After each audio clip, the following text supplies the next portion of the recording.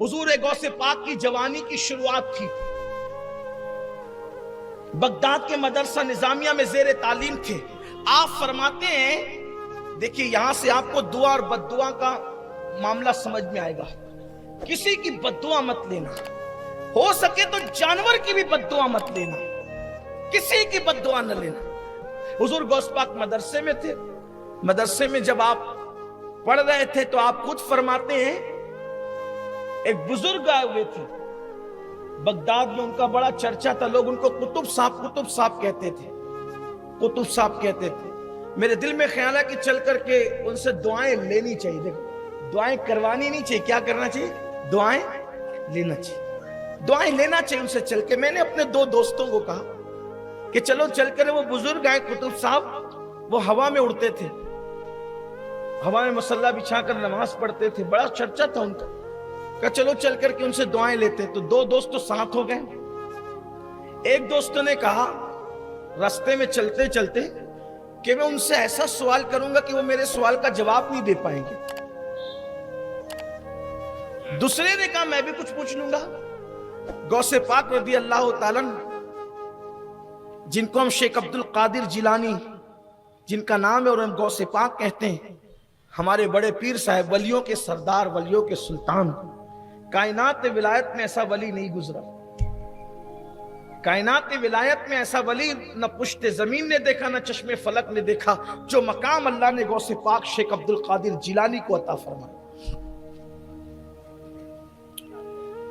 جب دونوں دوستوں نے، ایک نے کہہ دیا کہ ایسے پوچھوں گا کہ وہ جواب نہیں دے پائیں گے، دوسرے نے کہا ہم بھی کچھ پوچھ لیں گے۔ غوث پاک کہتے ہیں اپنی حیثیت کیا ہے؟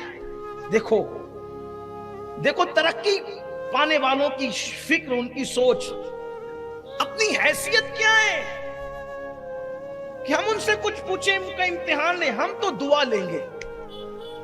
امتحان لینے والوں تم امتحان لینا، ہم تو دعا لیں گے۔ پتا چلا اللہ والوں کا امتحان نہ لیا کرو، ان سے دعا لو۔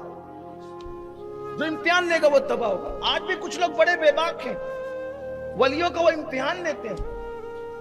کچھ تو اتنے بد زبان ہیں کہ توہین کرتے ہیں، گستاخیاں کرتے ہیں۔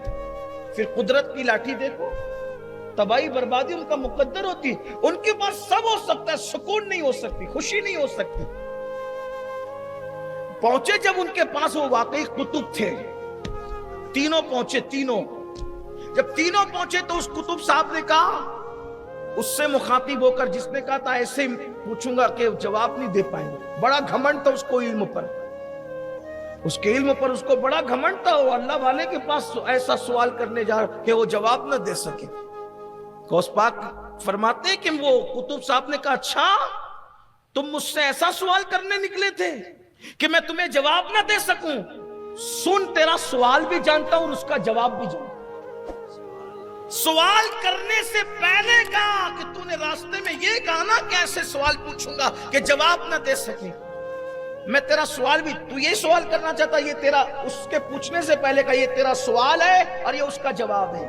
سوال بھی بتا دیا، جواب بھی اب تو وہ کانپنے لگا کہ معاملہ دوسرا ہو گیا تھا۔ پھر فرمایا سن، تو نے میری بے ادبی کی، ناقدری کی، تیرے لیے بد دعا ہے کہ جب تو مرے گا تو کافر ہو کے مرے گا۔ دی بد دعا دی، مرے گا تو کافر ہو کے مرے گا۔ دوسرے کا تو بھی پوچھنا چاہتا تھا نا، یہ تیرا سوال، یہ تیرا بھی جواب، لیکن تو اس سے کم بے ادب ہے، تو تیرے لیے بد دعا یہ ہے کہ تو مرے گا تو دنیا دار ہو کر کے مرے گا۔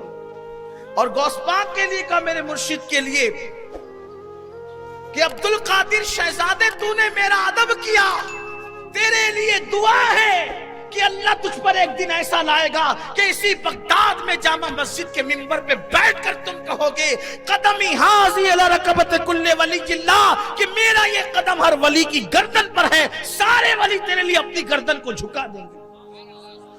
دعا دی۔ اب کیا ہوا سنیے، تینوں عالم بنے، تینوں عالم بنے، دعا پانے والا بھی عالم بنا، بد دعا لینے والا بھی عالم بنا۔ بد دعا جس کو لگی، بد دعا تو سب کو لگتی ہے اگر وہ حق ہے تو۔